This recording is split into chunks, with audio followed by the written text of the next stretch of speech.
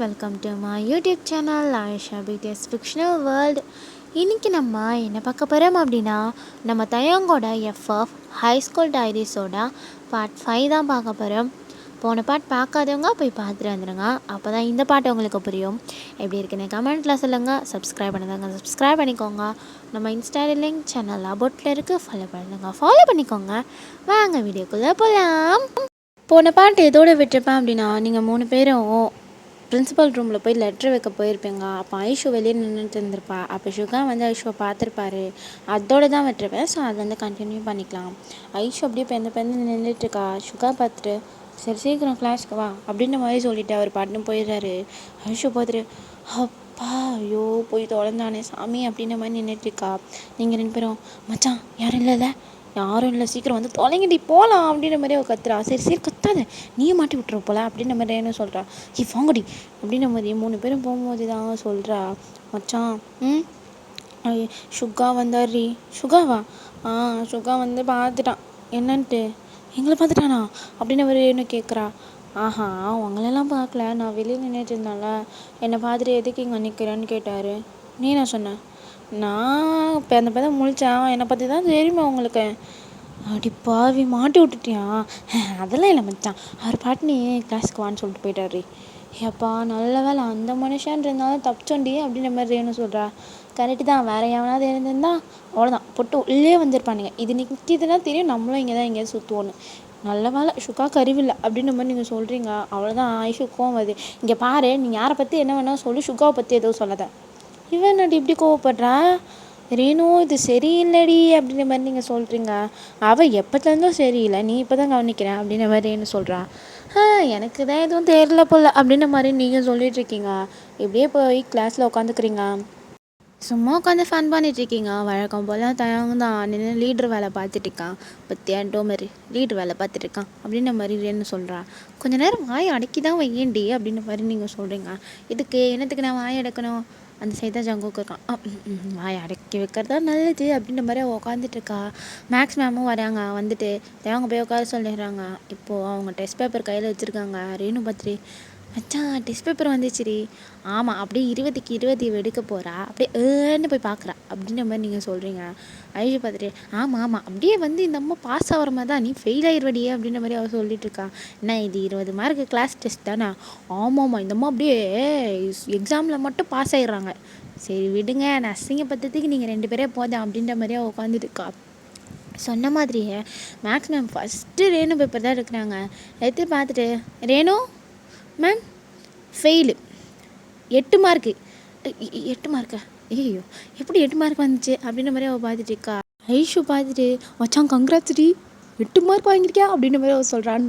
நீங்களே பார்த்துட்டு, ஆமாம்மா கங்க்ராட்ஸ் ஃபஸ்ட் டைம் 8 மார்க் வாங்கியிருக்கேன் அப்படின்ற மாதிரி நீங்கள் சொல்கிறீங்க. ரேணு பார்த்துட்டு, தேங்க்யூ மச்சா அப்படின்ற மாதிரி நின்றுட்டுருக்கா. மேம் பார்த்துட்டு, இதுக்கெல்லாம் ஒன்றும் குறைச்சல் இல்லை, வாங்கினது கம்மி மார்க்கு, இதில் 3 பேரும் நல்லா ஜிங்கஜான்னு ஆட்டம் போடுங்க அப்படின்ற மாதிரி சொல்கிறாங்க. என்னடி இதுக்கு எப்பவும் கண்ணு தெரியாதே, நீங்கள் பார்த்துச்சு நம்மள அப்படின்ற மாதிரி கேட்குறீங்க. ஆமாம் மச்சான், வர சோடா புட்டி போட்டு நல்லா பார்க்க தெரியுது அப்படின்ற மாதிரி ஐஷு சொல்லிகிட்ருக்கா. ரேணு நிற்கிறது நல்லா, அவளால் ஒன்றும் பேச முடியல, அவள் பாட்டுனே நின்றுட்டுருக்கா. ஃபெயில், நீ எதுக்குமே லாய்க்கில்லை ரேணு, எதுக்குமே லாய்க்கில்லை. மேம் நானும் ஸ்போர்ட்ஸில் இருக்கேன், சும்மா என்னை வந்து லாய்க்கில்லைன்னு சொல்லாதீங்க, அதுக்கு தான் நீ லாய்க்க அப்படின்னு பேப்பர் தூக்கி மூஞ்சே போகிறாங்க. அவள் அப்படியே இன்சல்ட் ஆகிட்டு நின்றுட்டுருக்கா. உங்களுக்குலாம் செம்மக்கம் வருது. மேம் அவள் ஃபெயில் தானே, நான் அதுக்கு நீங்கள் ஒழுங்காக சொல்லிக் கொடுங்க, அதுக்கு எதுக்கு அவள் மூஞ்சலாம் இப்படி போடுறீங்க அப்படின்ற மாதிரி நீங்கள் ஏஞ்சி நின்று கேட்குறீங்க. அவங்க பார்த்துட்டு, ஏன் நீ நல்லா படிக்கிற பொண்ணு தானே, உன் ஃப்ரெண்டு தானே, அவன் உன் பெஸ்ட்டு ஃப்ரெண்டாச்சே, சொல்லிக் கொடுக்க வேண்டியதானே அப்படின்ற மாதிரி கேட்குறாங்க. நீங்கள் அப்படியே அவளை திரும்பி பார்க்குறீங்க. ஏது இந்த நாயா, நான் படிக்க கூப்பிட்டதா, இது படிக்கவே வராது அப்படின்ற மாதிரி நீங்கள் அதை பார்த்துட்டு இருக்கீங்க. அவங்கள பார்த்து சிரிக்கிறா. ஒன்றால் தான் ஏன் இவள் கெட்டு போகிறா அப்படின்ற மாதிரி உங்களை பார்த்து சொல்கிறாங்க. நீங்கள் அப்படியே நின்றுட்டுருக்கீங்க. ரேணு பத்திரி கரெக்டாக சொன்னாங்க, இன்றைக்கி தான் இந்த மிஸ் தான் கரெக்டாக புரிஞ்சுக்குது அப்படின்ற மாதிரி அவன் நின்றுட்டுருக்கா. நீங்களா தேவையா, இந்த சிங்கம் உனக்கு தேவையா ஏன் அப்படின்ற மாதிரி நீங்கள் நின்றுட்டுருக்கீங்க. ஐஷு பார்த்துட்டு, எப்பா இதுங்களுக்கு எனக்கு சம்மந்தமே இல்லை அப்படின்ற மாதிரி உட்காந்துட்டு இருக்கா. மேம் பார்த்துட்டு, சரி உட்காரு அப்படின்ற மாதிரி சொல்லிவிட்டு நீங்கள் 2 பேருமே உட்கார போகிறீங்க. ரேணு உன்னை யார் உட்கார சொன்னா, ஏன் சின்னல் இதுக்கிட்டே வேலைப்பா அப்படின்ற மாதிரி அவன் நின்றுட்டுருக்கா சலிச்சுக்கிட்டே. மேம் பார்த்துட்டு, நீ இனிமேல் இந்த ஒயன் கூட இருந்தால் சரி வர மாட்டேன், நீ ஜங்கு கூட உட்காரு அப்படின்ற மாதிரி சொல்கிறாங்க. அவள் அப்படியே ஜங்குக் கூடயா அப்படின்ற மாதிரி பார்க்குறா. ஜங்குக் பார்த்துட்டு எது இந்த பிசாசு கூட நானா அப்படின்ற மாதிரி பார்த்துட்டு இருக்கான். மேம் பையன் தானே மேம் ஸ்கூல் ஃபஸ்ட்டு. அவள் தான் ஸ்கூல் ஃபஸ்ட்டு. ஆனால் அவகிட்ட தான் நீ படிக்க மாட்டேங்கிறே.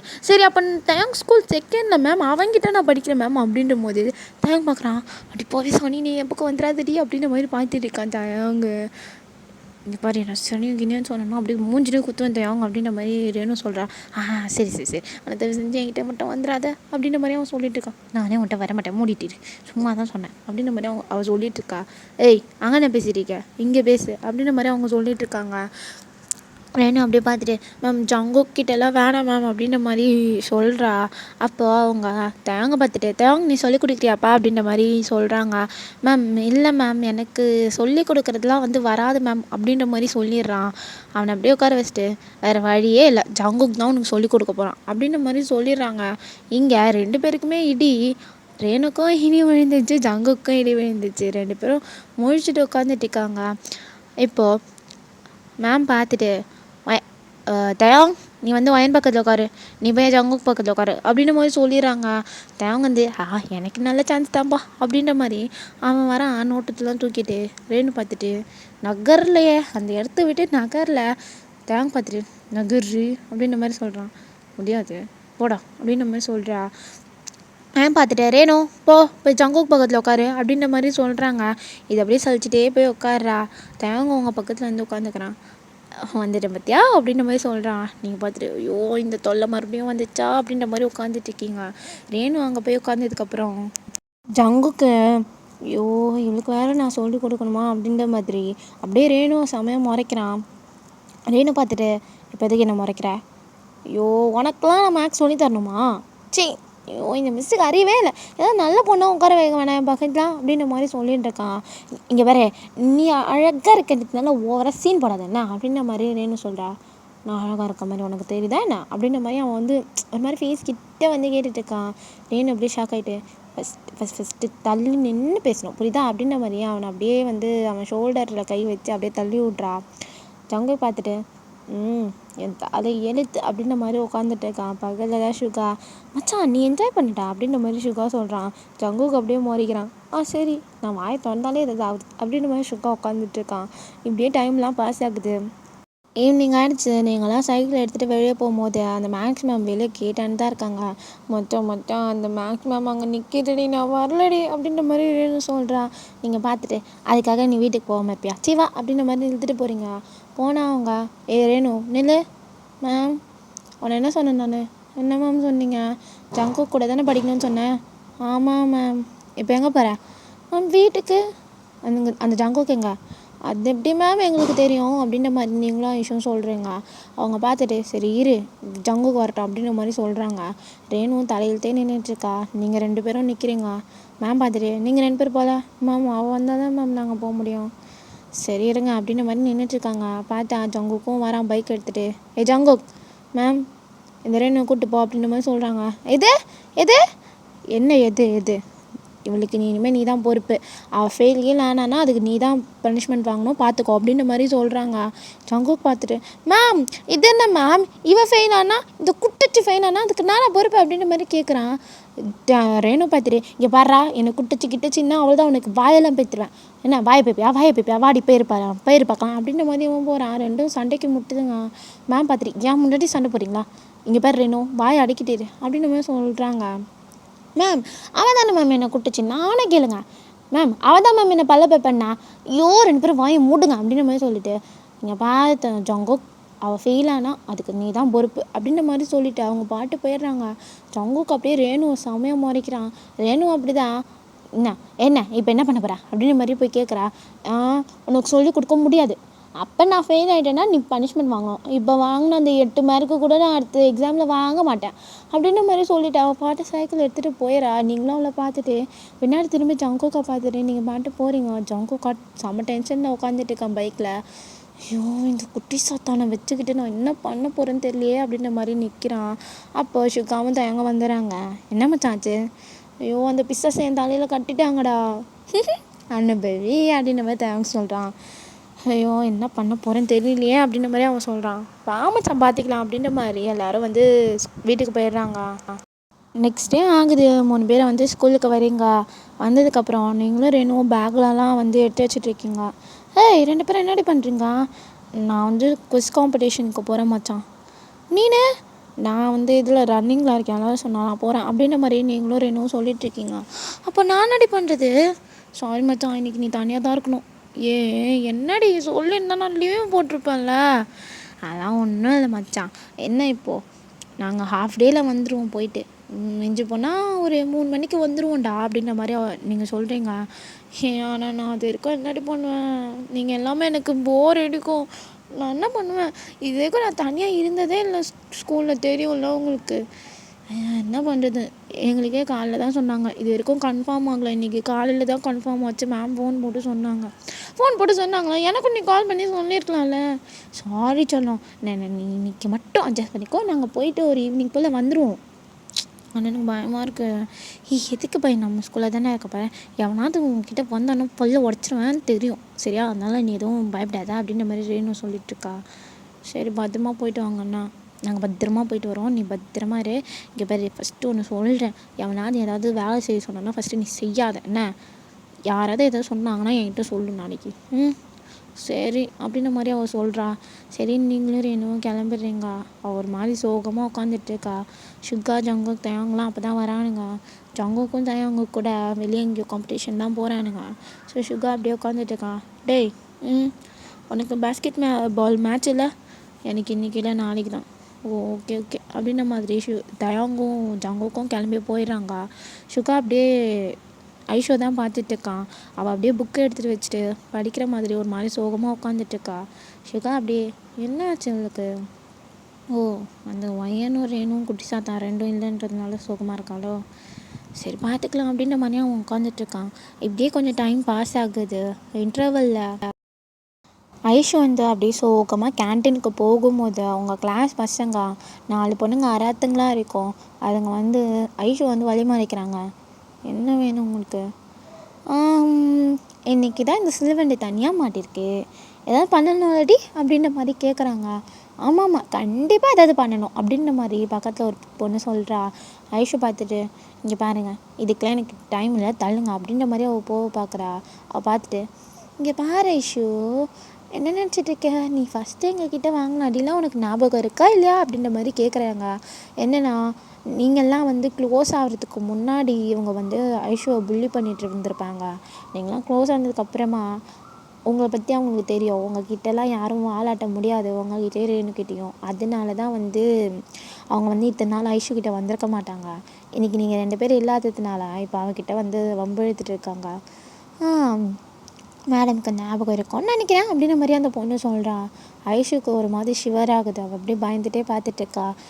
இங்கே பாரு, இனிமேலாம் நான் உன்னை பார்த்து பயப்பட மாட்டேன். உனக்கு வயனை பற்றியும் ரேணுவை பற்றி தெரியும்ல, தள்ளிப்போங்க அப்படின்ற மாதிரி அவள் சொல்லிகிட்ருக்கா. என்ன வயன் என்ன ரேணு என்ன அவளுங்க பார்த்தா அவளுங்க என்ன பெரிய இவளுங்களா? அவளுங்களை பார்த்து நாங்கள் பயப்படணுமா அப்படின்ற மாதிரி அவள் கேட்குறா. ஏன்னா இத்தனை வருஷமாக பயந்து தானே இருந்தீங்க. அவளுங்க 2 பேர் இருந்ததுனால தானே என்கிட்ட வரல. என்னமோ வந்து பயப்படாத மாதிரியே பேசுகிறா அப்படின்ற மாதிரி ஐஷு கேட்டுறா. அந்த பொண்ணு கண்ணத்தில் ஒன்று வச்சிடறா. அவள்தான் ஐஷு அப்படியே அழுதுகிட்டே பார்த்துட்டேக்கா. என்ன ஓவராக வாய் நிழுது? அந்த 2 பேர் கூட சேர்ந்துட்டா நீ பெரிய இவள் ஆகிடுவியா? போயிட்டு இப்போ நாங்கள் சொல்கிறத நீ செய்கிற அப்படின்ட்டு அவளுங்க போய் ஸ்நாக்ஸ் எல்லாம் வாங்கிட்டு வர சொல்கிறாங்க. ஐஷு காசில் அவள் அழுதுகிட்டே போய் வாங்கிட்டு வந்து கொடுக்குறா. வந்ததுக்கப்புறம் அந்த பொண்ணு, இங்கே வா, என் காலத்தோட அப்படின்ற மாதிரி சொல்கிறா. ஐஷு அப்படியே பார்த்துட்டு, நீ கேட்ட மாதிரி நான் வாங்கிட்டு வந்து கொடுத்துட்டல, அப்புறம் என்ன போக விட அப்படின்ற மாதிரி சொல்லும் போது 2 பசங்க வந்து பிடிச்சிக்கிறாங்க. ஓவரா வாங்கி எனக்கு இப்போ என் ஷூவை க்ளீன் பண்ணி பார்க்கலாம் அப்படின்ற மாதிரி சொல்கிறான் அந்த பொண்ணு. ஐஷு அப்படியே அழுதுகிட்டே பார்க்குறா. க்ளீன் பண்ணு அப்படின்ற மாதிரி சொல்கிறா. வேறு வழி இல்லாமல் ஐஷும் வந்து அதை துடைக்கிறா. அவள் அழுதுகிட்டே வெளியே போகும்போது சுகா இதெல்லாம் பார்த்துட்டு இருந்திருப்பான். செம்ம கோவம் வந்துச்சு. அவன் வந்து செம்மையாக அந்த பொண்ணை கத்துறான். ஏண்டி நீயும் பொண்ணு தானே, அறிவில்லை, அவளை போட்டு அந்த வேலை வாங்குற அப்படின்ற மாதிரி சுகா கத்துறான். இங்கே இங்கே பாரு சுகா, நான் உங்ககிட்ட எதுக்குமே வரலையே, நீ எதுக்கு இவ்வளோக்கெல்லாம் போய் சப்போர்ட் பண்ணுற ஆ அப்படின்ற மாதிரியா ஒரு மாதிரி குழஞ்சிட்டே சுகா கிட்டே கேட்குறா. சுகாவுக்கு அப்படியே செம்மக்கும் அது. இங்கே பாருடி, இன்னொரு வாட்டி நீ அவகிட்ட வந்தேன்னு வச்சுக்கோயேன் கொல்ல பேத்துறான் அப்படின்ற மாதிரி சுகா சொல்கிறான். சுகா, இப்போ நீ எதுக்கு அவளுக்காக இவகிட்ட சண்டை போட்டுருக்கியா அப்படின்னு அந்த பொண்ணோட ஃப்ரெண்டு வந்து கேட்குறா. சுகா பார்த்துட்டு, என்ன உனக்கு என்ன, நீ வந்து புள்ள பூச்சி தானே, மூடிட்டு இல்லை, அவளுக்கு ஜால்ரா அடிக்கிறேன்னா அவளோட வச்சுக்கணும், என்கிட்டலாம் வந்தானா அவளை தான் உனக்கு அப்படின்ற மாதிரி அவன் தான் அந்த பொண்ணுக்கிட்ட பார்த்து சொல்கிறான். அவள் பார்த்துட்டு, சுகா ஏன் இப்படி பண்ணுற, போய் போச்சு இவ்வளோக்காகவா நீ என்கிட்ட பேசுகிற ஆ அப்படின்ற மாதிரி அந்த பொண்ணு கேட்கும்போது, அவளுக்காக பேசுறது மட்டும் இல்லை, விட்டு அறைய கூட அறிவேன், பொண்ணை வச்சா அடிக்கக்கூடாதுன்னு பார்க்குறேன்டி அப்படின்ற மாதிரி சுகா பல்ல கழிச்சிட்டு சொல்கிறான். அவ்வளோதான், அவளுங்களுக்குலாம் செம்ம பயமாயிடுது. அவளுங்க அப்படியே வந்து ஐஷு கிட்ட சாரி கேட்டு போயிடாளுங்க. ஐஷு அப்படியே அழுதுகிட்டே நிற்கிறா. சுகா பார்த்துட்டு, சரி அழாத, நீ ஃபஸ்ட்டு எதுக்கு அவங்க இதெல்லாம் சொன்னால் செய்கிற, நீ செய்யாத ஐஷு அப்படின்ற மாதிரி அவன் சொல்கிறான். நான் என்ன பண்ணுறது, எனக்கு பயமாக இருக்கு அப்படின்ற மாதிரி அவன் சொல்லிட்டு இருக்கா. இங்கே பாரு, யாரை பார்த்தோ நீ பயப்படணும்னு எந்த அவசியமும் கிடையாது, புரியுதா? இன்னொரு வாட்டி அவளுங்க ஏதாவது பண்ணாலும்னா திருப்பி அடிச்சிடு, என்ன பண்ண முடியுமோ பார்த்துக்கிட்டோம், அப்படி புரியுதா உனக்கு? சரி அப்படின்ற மாதிரி ஐஷு சொல்கிறா. இப்படியே வந்து டைம் பாஸ் ஆகுது, ஒரு 2:30 ஆகுது. நீங்களும் ஒரு இன்னும் டயர்டாக வரீங்க. ஐஷு உட்காந்துட்ருக்கா, ஒரு மாதிரி சோகமாக தான் உட்காந்துட்ருக்கா. நீங்கள் போய்ட்டு ஐஷை போய் ஹக் பண்ணிக்கிறேங்க. மச்சான் நான் உன்னை மிஸ் பண்ணேன்டி அப்படின்ற மாதிரி ஹக் பண்ணிக்கிறீங்க. பார்த்துட்டு, மிஸ் பண்ணியாண்ணா அப்படின்ற மாதிரி அவளும் ஹக் பண்ணிக்கிறா டைட்டா. ஆமாம் நான் ஒன்று ரொம்ப மிஸ் பண்ணேன் அப்படின்ட்டு நீங்கள் போய் அவளை டைட்டாக ஹக் பண்ணிகிட்டு இருக்கீங்க. நேனு பார்த்துட்டு, பார்த்தீங்களா அப்போ என்னை விட்டுட்டீங்களே, போங்கடி செத்தான் அப்படின்ற மாதிரி அவள் போயிடா. நீங்கள் அப்படியே கை பிடிச்சிட்டு வா வா வா வா அப்படின்னு 2 பேரும் அப்படியே 3 பேரும் அப்படியே கட்டி பிடிச்சிட்டு உட்காந்துட்ருக்கீங்க. என்ன எங்களை மிஸ் பண்ணியா அப்படின்ற மாதிரி நீங்கள் கேட்குறீங்க. ரொம்ப மிஸ் பண்ணோம் அப்படின்ற மாதிரி அவள் சொல்கிறான். ஏன் என்னாச்சு, ஏன் சோகமாக இருக்கியா? உங்களை மிஸ் பண்ணலாம் அதான். இல்லையே, அதுக்காக இல்லையே அப்படின்ற மாதிரி நீங்கள் பார்க்கும்போது அவள் சீக்ஸில் வந்து அந்த ஹேண்ட் பிரிண்ட்லாம் இருக்குது, நீங்கள் பார்க்குறீங்க. ஏய் யார் ஒன்று அடித்தா, அது யாரும் அடிக்கல மச்சான் அப்படின்ற மாதிரி அவள் வந்து அதை ஹைட் பண்ண பார்க்குறா. இங்கே பாரு, இதெல்லாம் மறைக்காத அப்படின்ற மாதிரி நீங்கள் பார்க்குறீங்க. இரேனு இங்கே பாரு, யாரும் அடிச்சிருக்காங்கடி இவ்வளோ அப்படின்ற மாதிரி நீங்கள் சொல்கிறீங்க. ஏய் யார் ஒன்று அடிச்சா சொல்லு எங்ககிட்ட அப்படின்ற மாதிரி ரேணும் கத்துறா. கத்தாதீங்கடி யாரும் என்ன அடிக்கல அப்படின்ற மாதிரி அவன் சொல்கிறான். ஏய் போய் சொல்லாத, யார் அடிச்சா உன்னை? மச்சான் யாரும் அடிக்கலடி, இங்கே பாரு ஐஷு, திரும்பி போய் சொல்லிட்டுனா பல்லு பேத்துரும் உனக்கு, யார் அடிச்சா சொல்லு அப்படின்ற மாதிரி கேட்கும்போது, அந்த லெஸா கேங் தான் அப்படின்ற மாதிரி அவன் சொல்லிடுறா. அவ்வளோ சிறுக்கி இங்கே வந்துட்டாள் அவள் அப்படின்ற மாதிரி நீங்கள் கோமா போகிறீங்க. ரேணுவும் பின்னாடியே கோவத்தோடு தான் வரா. ஐஷு அப்படியே ஏய் வேணாண்டி அப்படின்ற மாதிரி பின்னாடியே வந்துட்டுருக்கா. அவளுங்க சும்மா கட்டடிச்சிட்டு எங்கேயா தான் சுற்றிட்டு இருப்பாளுங்க. நீங்கள் பார்க்குறீங்க கேன்டீனில் தான் இருக்கா இல்லைங்க, வேகமாக போகிறீங்க, அப்படியே லிசாவை பிடிச்சி இழுத்து கன்னத்தில் சப்புன்னு ஒன்று வைக்கிறீங்க. ஹோல் கேன்டீனே உங்களை தான் பார்த்துட்டுருக்கு. அங்கே தான் சுகா, தயாங், ஜங்குக் 3 பேருமே இருப்பானுங்க. 3 பேருக்கும் அவ்வளோ ஷாக்கு. நீங்கள் அப்படி அடிச்சிட்டிங்க. அப்படியே லிசா உங்களை பார்த்து அடிக்கி வரா. அப்படியே அவள் கை ஓங்கும் போது ரேணு வந்து பிடிச்சிட்றா. இவ்வளோ தைரியம் உனக்கு, நீ ஐஷுவே அடிச்சிருக்கியா அப்படின்ற மாதிரி ரேணு வந்து அப்படியே அவள் கையை போட்டு முறுக்குறா. ஏய் போய்த்துக்காரீங்களா, அடிக்காதீங்கடி அப்படின்ற மாதிரி லிசா வந்து கத்திட்டு இருக்கா. நீங்கள் போய் முன்னாடி நின்றுட்டு, உனக்கு எவ்வளோ தைரியம் தான், நீ ஐஷுவே அடிச்சிருப்ப வேறு என்ன பண்ண, அவளை வேறு என்ன பண்ண அப்படின்ற மாதிரி நீங்கள் அப்படியே அவ்வளோ கோவம் இருக்குது உங்கள் கண்ணெலாம் அப்படியே கேட்டுட்ருக்கீங்க. ஏனோ அப்படி தான் சொல்லுடி அப்படின்ற மாதிரி அவள் போட்டு கையை அப்படி முறுக்கிட்டுருக்கா. அந்த பொண்ணு அப்படியே கத்திகிட்ருக்கு வழியில். ஓகேடா, நான் இதோட இந்த பார்ட் முடிச்சுக்கிறேன். நெக்ஸ்ட் பார்ட் சூன் போடுறேன். எப்படி இருக்குன்னு கமெண்ட்டில் சொல்லிவிடுங்க. பாய் சராங்க.